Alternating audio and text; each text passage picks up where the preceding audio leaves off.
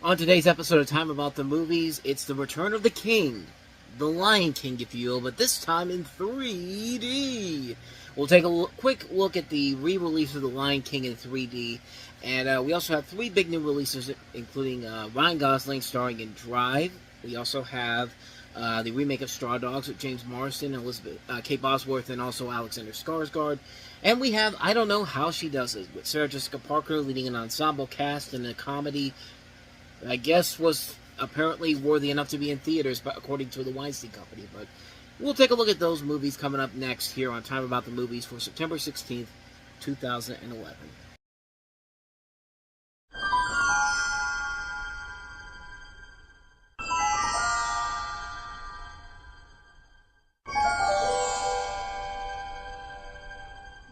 Disney's The Lion King. The King has indeed returned. Welcome to Time About the Movies. Today we are taking a look at the four films of September 16, 2011. And it's funny enough that the biggest new release of the entire weekend is a re-release of a classic movie, which is, of course, The Lion King, which we've talked about in great length on this show. We talked about it when it was released in theaters in 1994, when it was re-released in IMAX in 2002, and in 2011 it's been re-released for the first time in 3D, which on paper, you wouldn't expect a movie like this to be worth it seeing it in 3D, but, I mean, even if you didn't want to see it in 3D, it was still worth it to see it on the big screen for the first time ever, which, that was my first time seeing The Lion King on the big screen before. I mean, I've seen it on video and DVD and TV many, many times in the past, and nobody really was expecting this one to be the unexpected success that it was. And like I said last time around, it was supposed to be a 2-week release originally, but because the Blu-ray was coming out not but a couple weeks later on October 4th, I think it was when it came out. But you know, this was not meant to be a big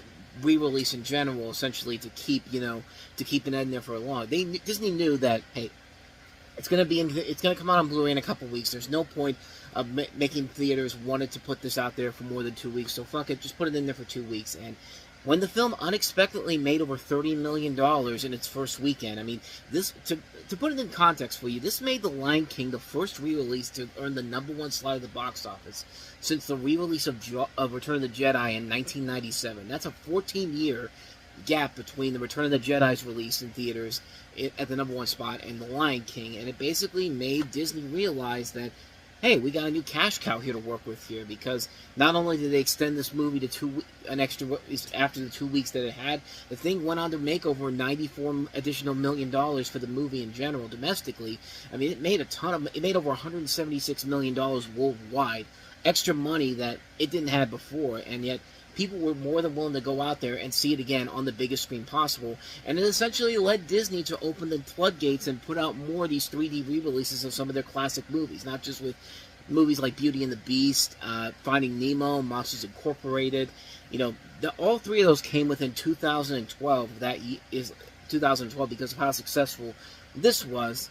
However, when you put out that many re-releases in the span of 1 year, not even 6 months after not even 4 months after The Lion King did it, naturally the novelty is going to wear out pretty quickly. And Beauty and the Beast, Finding Nemo, and Monsters Incorporated never really had that same kind of box office momentum that Lion King did. But they didn't do bad business overall, but they weren't the big successes that The Lion King was. In fact, The Little Mermaid was supposed to get a 3D re-release in theaters, but because those other three releases didn't do as hot, they basically pushed the Little Mermaid 3D version straight to the Blu-ray release that was coming out. It was basically kind of a precursor to these eventually coming out on Blu-ray, so you can get them on Blu-ray and DVD if you didn't get them the first time around.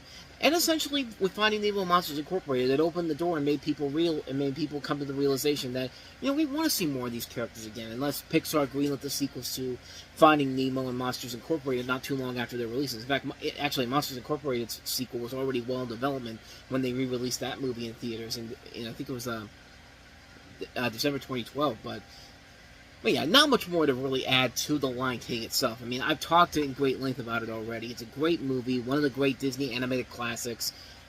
What more can you say about it? I mean, but this was a notable release for what it did for Disney and 3D re-releases. It brought that back for a little bit, and even other studios were starting to take notice. The Wizard of Oz was released in 3D for a little bit at Warner Brothers. Jurassic Park was re-released in theaters by Universal. hoping to get the buzz up as they were working on the next Jurassic Park movie. So this did start a little bit of a brief trend, but after about 2 years, that kind of faded out. But it was cool seeing these classic movies on the big screen again. It's always going to be great to see classic movies on the big screen again. I mean, they're still doing it now. Hell, Universal's doing it now with a lot of their movies. We got the Jaws re-release coming out again as I'm recording this on Friday. And then later in October, we've got Casper coming. Hopefully we can get stuff like Back to the Future or The Land Before Time, because I feel like that's something that could be seen, that I would love to go back and see in 3D, again, in theaters again, on the big screen. Because I've seen Back to the Future a couple times on the big screen. I went to a Pittsburgh Culinary Trust show down at the Benedum Center. But like Land Before Time, I think would be cool to see on a big screen. Disney's doing it now with Toy Story coming back to theaters in a couple of weeks, and I think maybe Home Alone, I think, is coming out in a couple months as well as the night before Christmas. But yeah, I would love to see more classic movies on the big screen. They don't have to necessarily be in 3D, but it'd be cool to see these classic movies on a big, wide screen if you can do so. So hopefully that trend's coming back in full swing. But not much more to say about this. The Lion King. What more can you say about it, man? So let's go ahead and get to the new releases this week. And the biggest of the new releases was easily the best of the three, and that was Ryan Gosling in Drive. Unfortunately, that commercial I showed you there was nowhere near as exciting as the trailers were when this was coming out, and everybody got really excited just from those trailers alone, and it's kind of hard not to see why. This is a stylistic, visually impressive film, and it's a great movie overall. You have Ryan Gosling starring as an unnamed Hollywood stunt driver who moonlights as a getaway driver, and he quickly grows fond of his neighbor, played by Carey Mulligan, and her young son, Benicio. When her debt-ridden husband, played by Oscar Isaac, is released from prison, the two men take part in what turns out to be a failed million-dollar heist that endangers the lives of everyone involved. The cast also includes Bryan Cranston, Albert Brooks, Ron Perlman, and Christina Hendricks in one of two movies she's in this weekend, but this one definitely is the far superior one. This is a really damn good movie. It's a great movie that showcases Ryan Gosling's rising leading star power, once again giving another dominant performance in here. The visual look of the movie is incredible. Cinematographer Newton Thomas Seeker, who's done a lot of Bryan Singer movies, commanding job on this. Cliff Martinez with a great score overall. The casting is great in this. The movie is just such a cool, slick film in the same vein as something like a Scarface for a new generation. I mean, it's a terrific movie. Albert Brooks in particular is amazing in this, and it's a damn shame that he did not get the Oscar consideration that he should have gotten for this, because he definitely deserved to win the Academy Award for this performance. I mean, he's the one thing that you come out of this movie going like, besides Ryan Gosling, he's the one that you come out of this going like, wow, Albert Brooks is pretty friggin' awesome, man. And yeah, he should have been nominated. He should have at least been nominated. Maybe winning is a little bit much. I'd have to go back and check to see who was actually nominated that year. But then again, I think that might have been the year Christopher Plummer won for Best Supporting Actor. So, yeah, I probably would have liked to see Albert Brooks win one and not Christopher Plummer, but I digress. This is a great movie. It's a really fantastic film. It still holds up after all these years. It did become a massive hit when it came out, and it sadly has been forgotten ever since then. Not a lot of people really talk about it all that much, but I mean, I think it's mostly because Ryan Gosling has done so much amazing work since then that we kind of forget that he was even in this movie back then, but still, regardless, it's a fantastic film, an amazing-looking film, a stylistic, cool, sexy film. You know, reminds me a lot of stuff like movies like Collateral and Heat, and also Scarface, these really cool, slick movies of their time. And this one definitely fits in that category in general. This is a great movie. Can't recommend it enough. Drive. Great film. Now, let's get back to the crap. Let's take a look at James Marsden, Kate Bosworth, and Alexander Skarsgård in the remake of Straw Dogs. Straw Dogs, rated R, in theaters September 16th. Yeah, when you see Screen Gems' logo on a remake of a classic Sam Peckinpah movie starring Dustin Hoffman, yeah, abandon all hope, ye who enter here, because that Screen Gems is not the sign of a great company that knows exactly how to make a great remake of a classic movie. Screenwriter David Sumner and his wife Amy travel in his Jaguar to his hometown of Blackwater, Mississippi. Amy's father had died, and David intends to write his Stalingrad screenplay in the house. He hires contractor Charlie and his team to repair the barn roof. Amy used to be Charlie's sweetheart, and he and his crew show her no respect now. Charlie invites David to hunt deer with him and his crew, but they leave David alone in the woods and rape Amy, who doesn't tell David about it. While drunken coach Tom Heaton calls Charlie and his friends to hunt down slow Jeremy Niles, who likes his daughter, David decides to protect not only Jeremy, but also Amy and her honor. And that's really part of the problem with the movie in general. This is a movie that glorifies violence, and the big difference between the original Straw Dogs was that it was made by somebody who didn't care about selling it to mass marketing and actually wanted to tell an intriguing story. This is a movie that's clearly trying to appease a mass market and not doing the right things you need to do to sell the film. And sadly, this thing was dead on arrival. I mean, when Kate Bosworth literally said to make the rape scenes more lifelike, she actually told Skarsgård not to hold back, and actually, as he pretended to perform the violent sex assaults for cameras, like, that's your problem right there. We don't care how authentic the rape scenes are supposed to be like. Be a compelling story. Give us something new that we didn't see in the original film.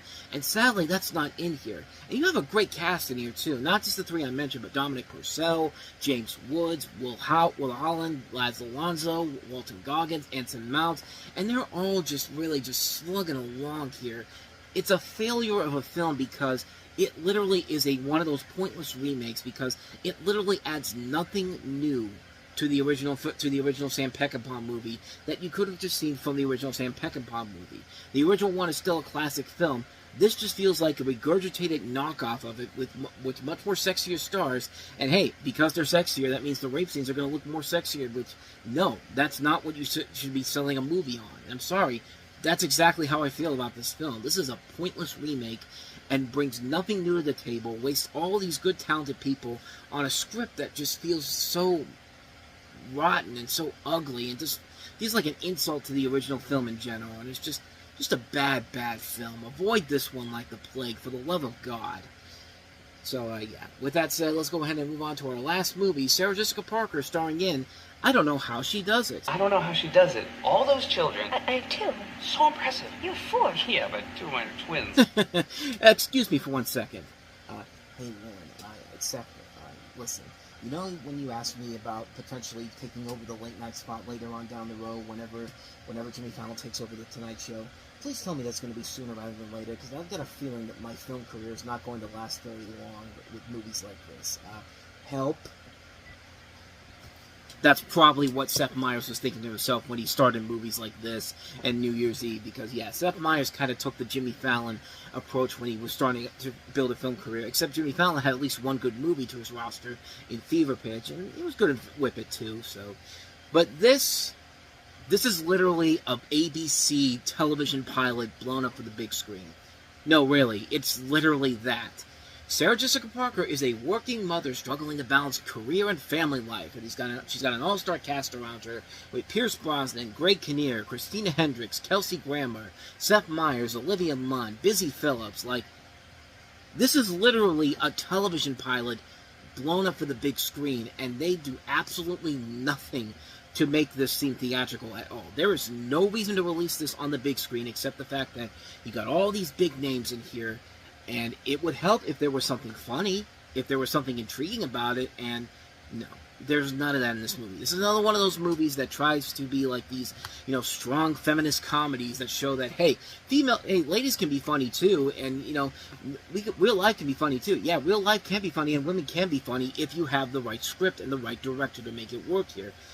I mean, they have a decent writer here, Aline Brosh McKenna, who wrote The Devil Wears Prada, but you also have Douglas McGrath, whose last movie that he did, I'm trying to remember what it was.